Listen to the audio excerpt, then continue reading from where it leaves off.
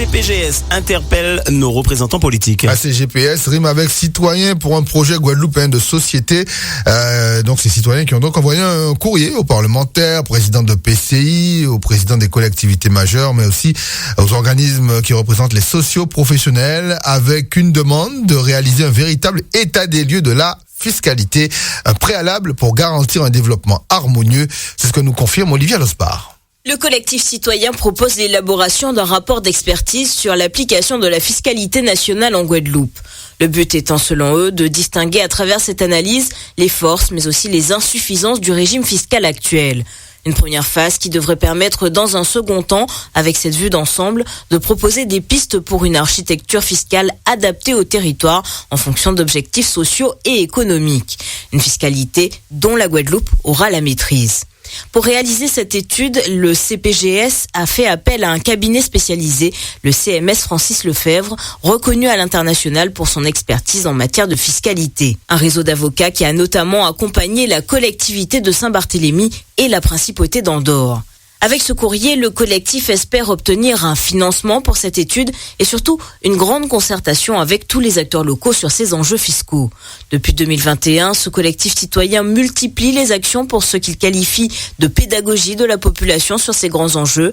À l'heure où la question de l'évolution institutionnelle, voire statutaire, est au cœur des discussions, ils comptent bien mettre leur pierre à l'édifice dans la construction de l'avenir de la Guadeloupe. RCI. Les premiers sur l'info, c'est nous.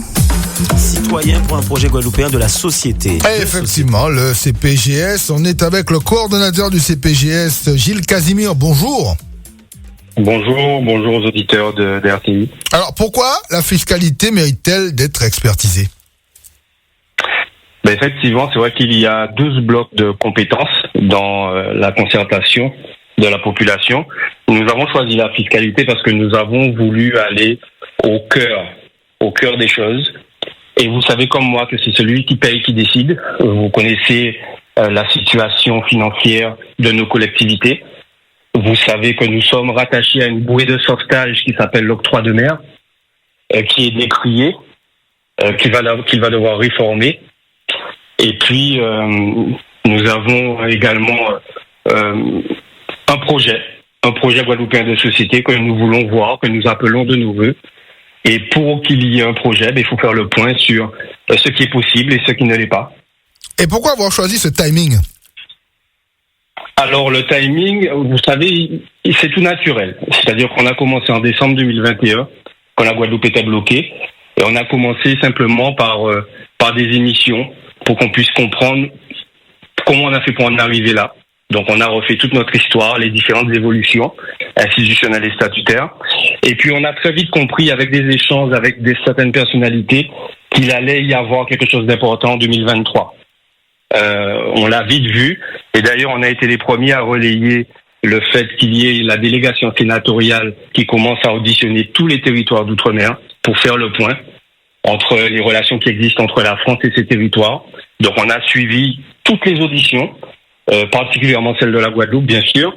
Et puis on a continué. On savait très bien que de toute façon, comme c'est le cas partout, dans tous les autres territoires, vous savez, il y a de grandes concertations. Tout le monde est à pied d'œuvre. Il y a de nombreux congrès des élus qui se réalisent. Donc on savait que de toute façon, les élus allaient concerter la population.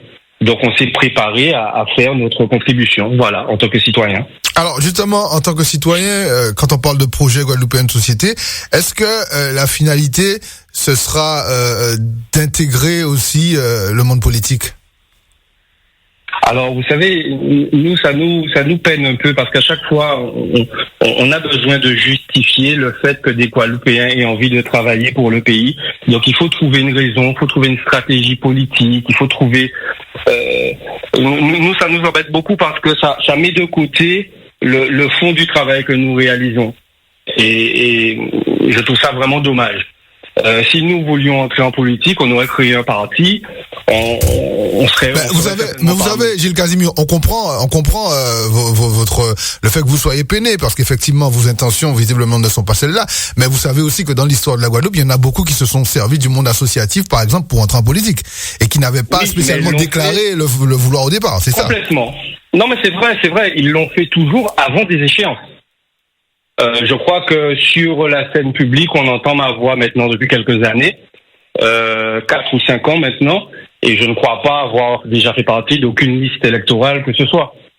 Donc, nous avons démarré, je voulais dire, en décembre 2021. Je ne suis pas sûr qu'il y ait des élections à venir dans les 2, 3, 4 ans à venir. Donc, non, ce n'est pas. Et puis, c'est vrai que notre démarche est un peu particulière. C'est vrai que on sort des codes, donc on comprend qu'on nous colle cette étiquette.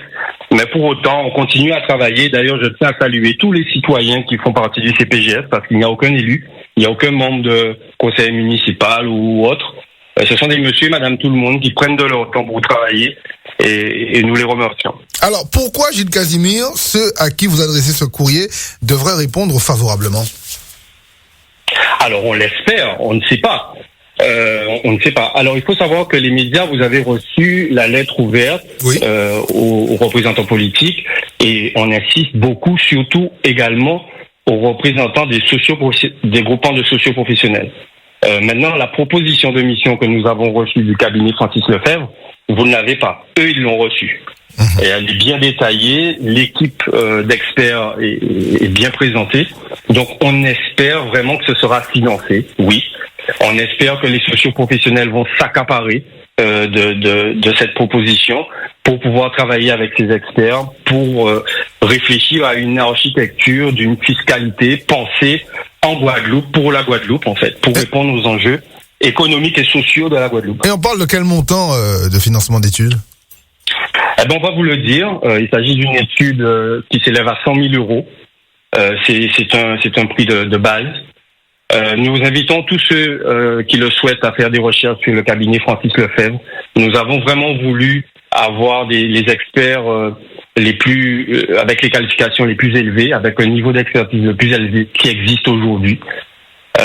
Et grâce à certains échanges avec des personnalités que nous avons reçues, nous avons pu échanger avec eux. Nous sommes très fiers d'avoir pu faire cette démarche. Maintenant, c'est une graine que nous proposons. Maintenant, il faut la planter, il faut la mettre en terre. Et ça, on ne pourra pas faire ça tout seul. Alors, ma dernière question, Gilles Casimir, vous nous avez dit que vous étiez tout simplement apolitique, on vous croit, il n'y a pas de souci à ce niveau-là. Et quel rapport, justement, entretenez-vous d'une manière générale avec, parce que vous faites des propositions, est-ce que vous avez généralement des réponses qui vous viennent d'élus? Est-ce que des élus répondent à ce que vous pouvez proposer par moment? Ben là, c'est la première fois qu'on attend une réponse de leur part. Jusqu'à présent, nous avions des démarches citoyennes pour responsabiliser la population. On veut que la population change de mentalité, change d'état d'esprit par rapport à tout ce qui nous occupe et que la population s'investisse. Là, pour la première fois, nous demandons aux élus de nous rejoindre. Donc, si on peut créer ce lien qui fait défaut, parce que de toute façon, fin 2023, nous allons devoir présenter un projet et nous allons tous devoir être derrière nos représentants pour qu'ils puissent présenter ce projet à la France. Et tous les Guadeloupéens seront sollicités par un vote. Donc, c'est le moment. Là, il faut nous aller ensemble, nous pas ni les choix. Merci beaucoup Gilles Casimir d'avoir répondu en direct à nos questions. Rappel coordonnateur du CPGS, citoyen pour un projet guadeloupéen de société. Le CPGS qui a interpellé les élus, les représentants des socioprofessionnels, enfin tout type d'élus pour justement financer une étude concernant la fiscalité chez nous. Vous avez entendu le prix de base, 100 000 euros pour cette étude réalisée par un cabinet Lefebvre, cabinet sérieux. Très bien, merci Sélection Team. C'était aller plus loin.